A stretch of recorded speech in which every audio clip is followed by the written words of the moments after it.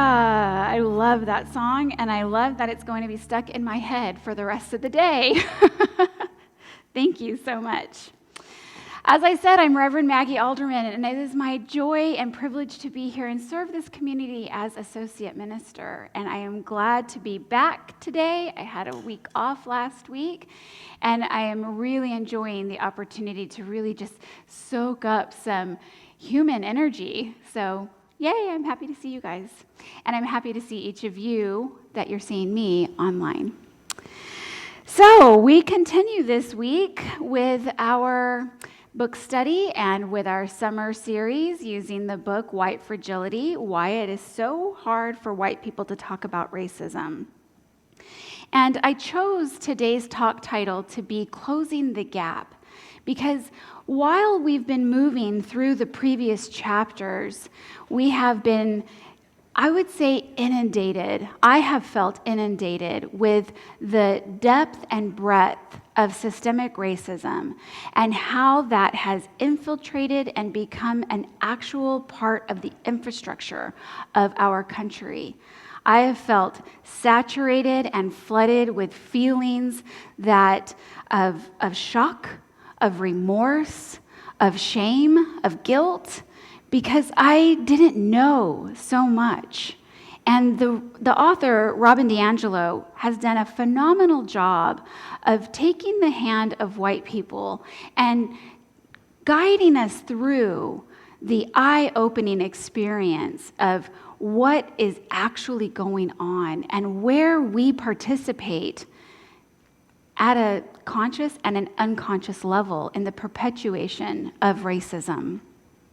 So we've done all of that outer work, and as any good author and any good unitic, we want to take that information and then turn it inward. And that's precisely what we are doing this week in Closing the Gap. The invitation is for us to start looking at our own personal stuff, to look at how we are filtering in and out as we connect with and conversate and relate to people in the outer world. So this is one of my favorite topics, but it is projections, and to get to the place where we understand what we are projecting outward and what we are perceiving, so perception and projections. What we're receiving from the outer world flows through our subconscious. And our subconscious is the place where we hold all of our unhealed wounds, all the junk that gives our inner critic all kinds of power, the shoulda, coulda, wouldas. And I have to just remind you, as we're moving through our lesson today, to remember that as we become informed, as we become aware, as we awaken to a broader perspective and a higher level of consciousness, we do better. So know better and do better.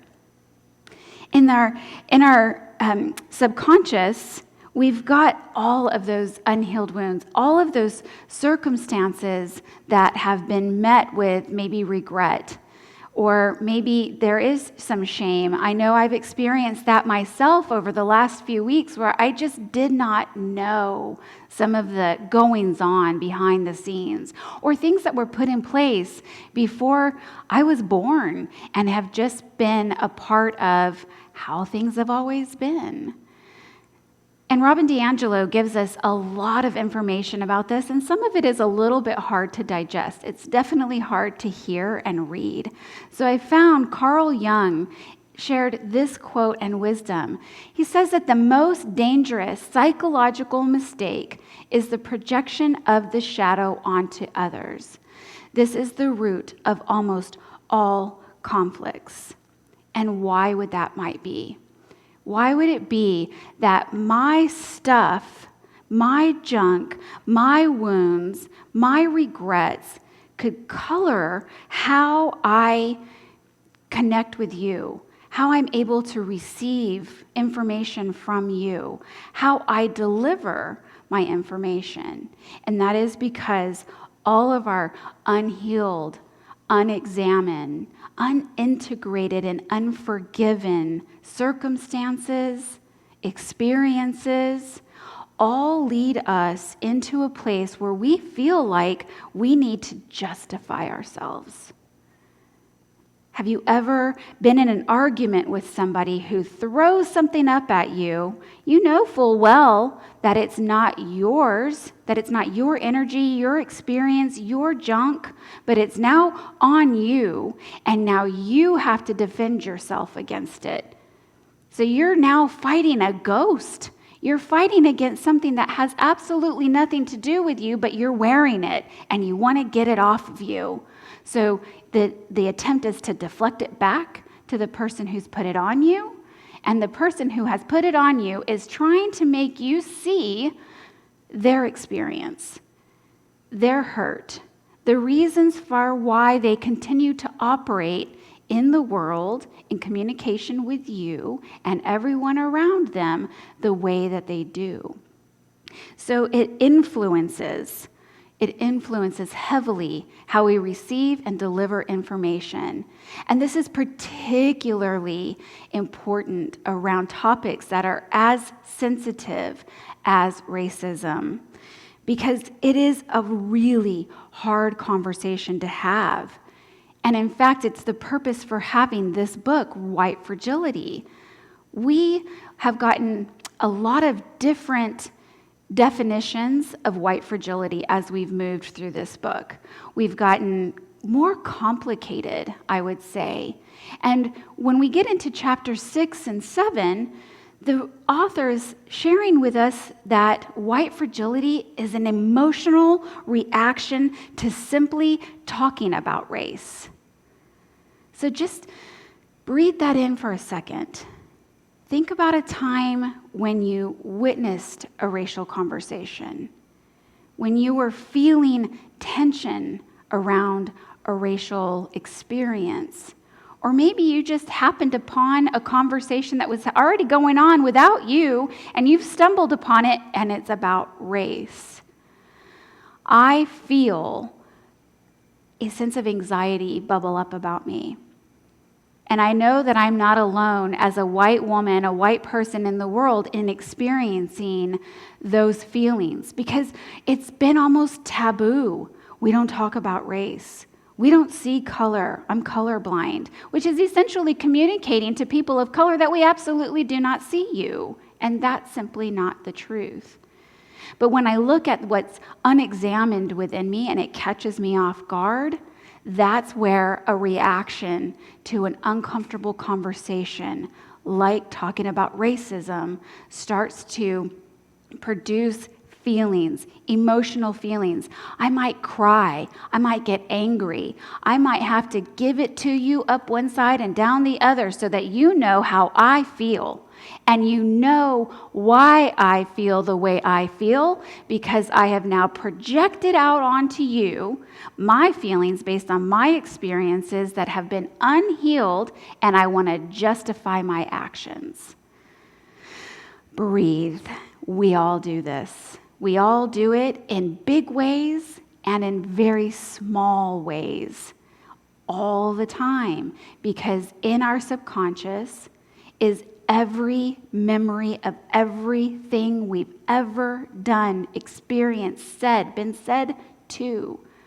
So it requires us to do this deep inner work as we are expanding our awareness of racism, as we're expanding our awareness in how we communicate with people, how we receive people, and how we want to be received in the world. We have to do this deep inner work because it's painful. It's emotional and it's painful. But let's look at it again. He says that this is at the root of almost all conflicts. And that makes perfect sense to me. Because if we are all running around, busy defending ourselves and defining why we are doing what we're doing and what we've always done, then how is it possible for us to close our mouths and open our ears and open our hearts and listen. Our power this month, we're at the end of the month, but it's understanding. If we are so busy working against and trying to justify our behavior, we are simply unable to connect with, listen, and understand anyone else. The reason that this is so important is so that we are able to do our inner work. We have to be able to hold ourselves steady. We might have done something before we knew better. We may have laughed at a racial joke. We may have gotten ahead at the detriment of someone of color in our job. We may be given a loan that a friend of ours would never qualify for. And those carry with us some really tough feelings.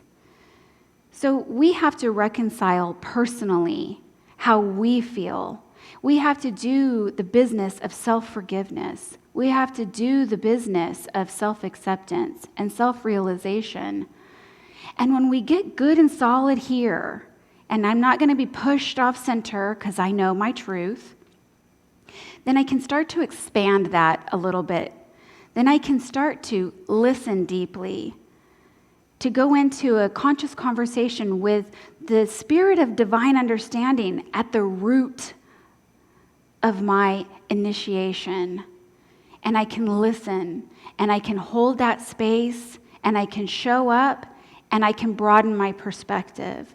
And if I can do that here and still not get pushed and pulled off center and be tempted to define and project and defend all of my previous actions, then I can take it a little bit further. I can take it into the community. I can show up for a demonstration. I can write a letter to my congressman, and I can more easily spot where unjust acts are still happening every day right in front of my face. So if it makes sense that we do it for ourselves first, we put the oxygen mask on ourselves, we take care of ourselves before we do for others, the cry of urgency is that we do this now, that we not be afraid, that we enter each day bravely, knowing that we're going to face uncomfortable feelings, uncomfortable realities of things that we may have done, said, witnessed, heard. And now it's time to do the healing so that we can spread the healing beyond. So I want to talk a little bit more about the racial trauma, the cellular trauma. I think that Robin DiAngelo called it racialized trauma. It was profound for me to read through this and how she identifies the trauma that is held at the cellular level for people of color is that of torture. It has been passed down for generation to generation to generation to generation, the feeling of being taken from your homeland, thrown shackled onto a boat, living through that, to be separated from your family, to be beaten, to be abused, to be ignored and marginalized for centuries. It may not make sense to someone in 2020 how they know how that feels, because water holds memory. And we are made up of water. Our cells are sustained as water, and that gets passed along through each of our previous ancestors. And then she flips the coin and she says, where there is torture for people of color, there is moral trauma for white people. And boy, did this really hit home. It is where we feel shame as white people and don't know why. We think of ourselves as progressive. We think of ourselves as we're unity. We love people. We accept people. We want to bring in and incorporate all people and understanding in our lives. And we still have shame. We still have things that fall out of our mouths and don't know where it came from. Because it's true for us too. It is true that trauma gets passed down, and moral shame of the things that were done years and centuries ago also get passed down. But here's the good news. Where trauma is passed down, truth is passed down. We're seeing it manifest out on the world stage right now, this friction, this resistance to what has been and what we know should be. And it's manifesting by way of explosive riots, organized marches, police brutality, and mothers and fathers and veterans standing up and saying, this cannot and will not happen anymore, not on my watch. No, ma'am, no, sir. Here I am. In Portland, the mothers all donned their yellow shirts and stood in front of the front line of the police, in front of people of color, and said, the moms are here. This isn't going to go on anymore. You're going to go through me. That's the higher truth. That's the awakening. And once we've awakened to it, we cannot go back to sleep. We can't unknow what we've become aware of. Jesus passed down story after story after story for us to reference back. And for me, I'm reminded of how easily it is to live in truth when we embody the Christ, when we embody the oneness and the wholeness that we all are.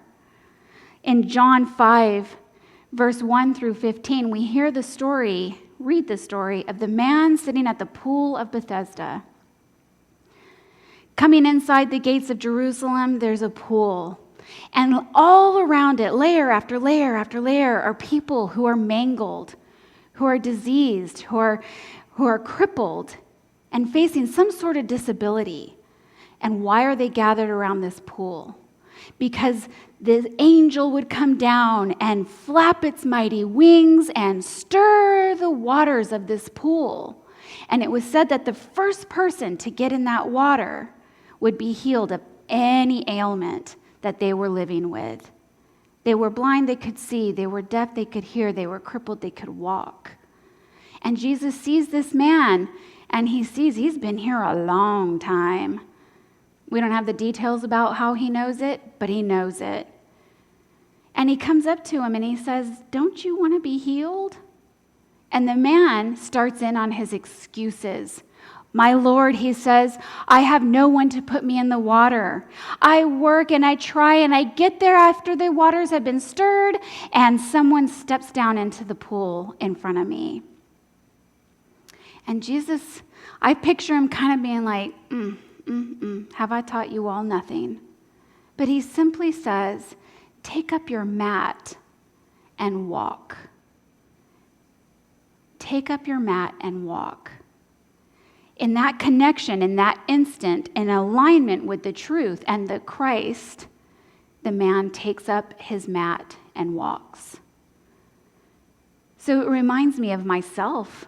Like, how many times do I make excuses? What are all of the things that I've stitched together to create my cozy, perfect mat that keep me from healing myself, from stepping outside my comfort zone, from putting one foot in front of the other and becoming the next great thing that I am being asked to be on my life journey? Think about what's on your mat. When I was starting ministerial school, it was, I'm not old enough. I don't have time enough. I have kids at home. I can't do this. I can't do that. I can't. And I made myself a beautiful mat that kept me sitting right at the pool's edge and going nowhere. When we come to the recognition that we create our own stagnant circumstances, when we create a disconnect in ourselves that gets projected out into the world, I think that we have to start with a little love, a little self-forgiveness, and start to replace what was with what is. Co-founder Myrtle Fillmore, Unity co-founder Myrtle Fillmore says that forgiveness is the art of putting something else in place of the thing forgiven. I must have read this quote 5, 6 years ago, and it has stuck with me. What she's meaning here is that we can live in our subconscious, we can live in our justification and our validation of our hurt feelings and our judgments of people.